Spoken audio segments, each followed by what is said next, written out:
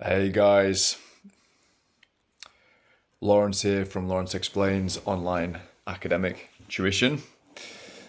So I'm just sat on the sofa here right now. I'm just on a bit of a break, and I've just been thinking about things that students can do over the summer holidays that can put them in a good position when September comes around. And I'm onboarding a lot of new students at the moment because it's that time of year. So I have a lot of these conversations. And one thing that comes up time and time again with almost every new student, or certainly the majority, is the question for the English language and English literature exams, the question of reading. Are you reading enough? If you're a parent or your children reading enough? And the answer is usually no. To be honest, the answer is usually no.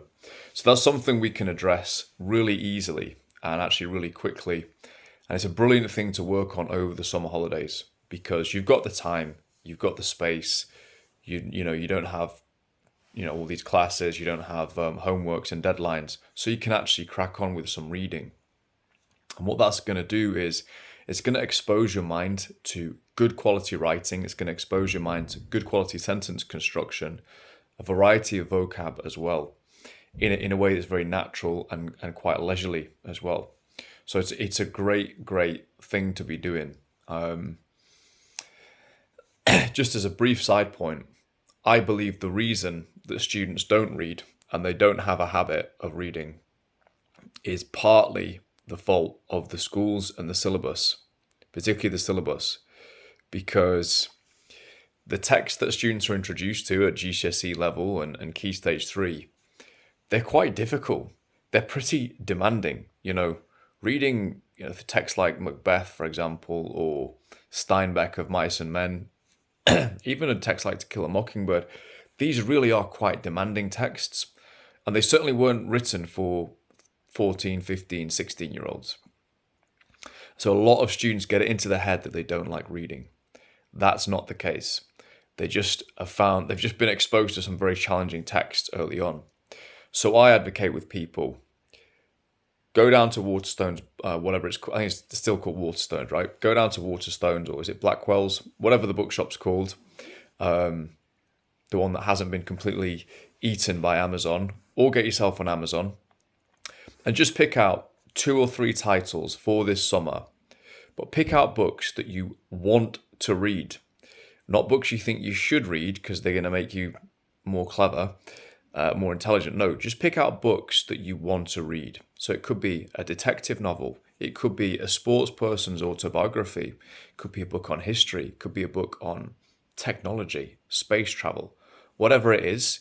It does not have to be literary fiction. It can just be a book that's published, that's in a mainstream store or is on Amazon.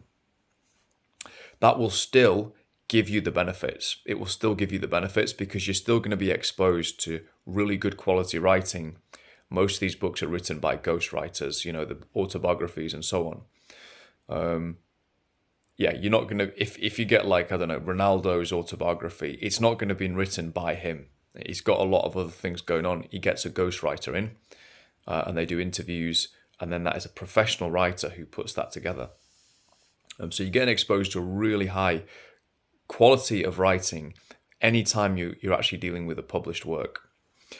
So that will be mission number 1 for the summer holidays. Get yourself out or get yourself on Amazon. Get a couple of books that you want to read. Okay, that's the key thing, because if you want to read them, you will. If me as the tutor comes along and says, no, you need to read Charles Dickens, whatever the case is, you'll probably buy it, read a couple of pages, and then stop. So I want students to actually be reading what they want to read during this time period, and that's actually really going to be so beneficial because they're going to be getting that exposure to good quality writing and good quality language. So I hope that helps. I will be posting a few more videos, I think, over the summer. I've actually got the opportunity to at this time of year, so I'll be back on again probably in a few days' time.